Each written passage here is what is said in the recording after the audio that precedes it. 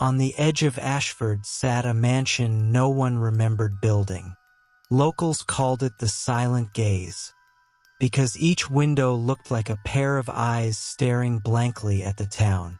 Though the mansion had stood empty for as long as anyone could recall, no one dared cross its iron gate. Everyone except 12-year-old Sammy Miller. Sammy loved mysteries. His mom said he was born with a magnifying glass in his hand. One chilly October evening, while his friends told ghost stories about the Silent Gaze, Sammy decided he'd go in and prove them wrong. He snuck through the rusted gate, flashlight in hand. The mansion's wooden doors stood slightly open, as if inviting him inside.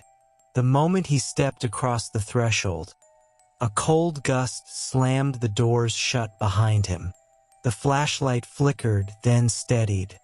Inside, the air smelled of rotting wood and old candles. Portraits lined the walls. Faces of pale men and women, all with wide, glassy eyes. Sammy felt like they were following him as he moved deeper into the hall. He climbed the grand staircase, its steps groaning under his weight.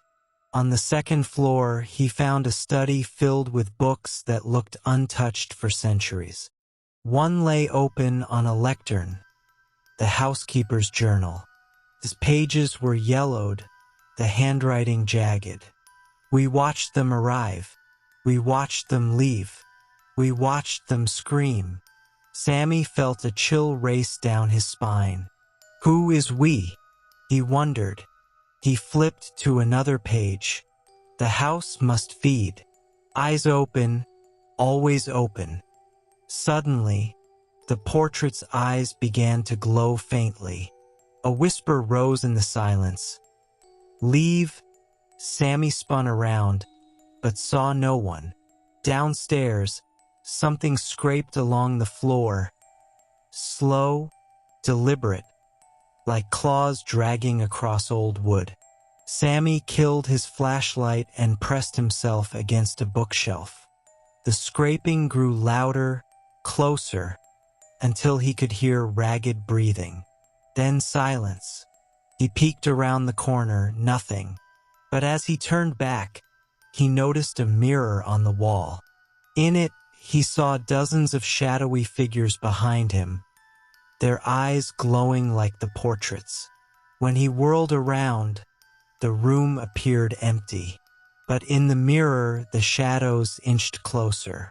The whisper returned, stronger this time. Eyes open. Sammy dropped his flashlight. It rolled across the floor, casting frantic beams across the walls. And in those moments of light, he saw that every painting's eyes were real, blinking. He ran for the stairs, but the grand chandelier crashed down in front of him, shards of glass slicing the air. Sammy bolted down a side hallway instead, but the walls seemed to shift, stretching longer, doors multiplying, each identical to the last. He heard footsteps echoing his own, but never saw who or what was following. He stumbled into a bedroom where an old crib sat by the window. Inside, a doll with glass eyes lay staring upward. Sammy caught his breath, but the doll's eyes slowly turned toward him, clicking like tiny gears. From behind, a voice rasped in his ear, "Do you see us?" He turned to find an old woman in a maid's uniform standing inches from his face. Her eyes were hollow sockets leaking black tears. Before he could scream, she vanished in a swirl of shadows.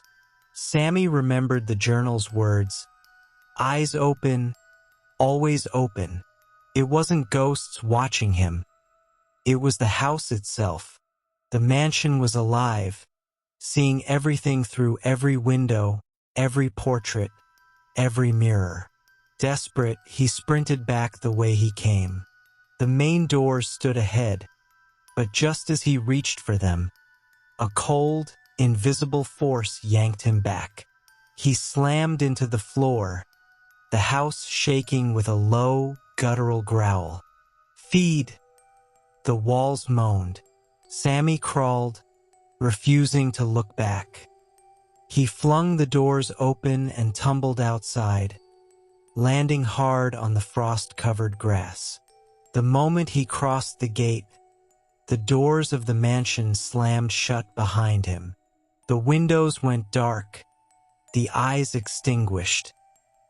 He lay panting under the moonlight, the mansion looming silently above him, its windows now blank and lifeless once more. No one believed Sammy's story, but everyone noticed he never went near the silent gaze again. And at night, if you stood at the edge of the gate, you could swear the windows watched you, waiting for someone curious enough to come closer. The house isn't just haunted. It's alive, feeding on anyone who enters, watching through every eye in its walls. The story builds tension not through direct ghost attacks, but through the realization that the house itself is the predator.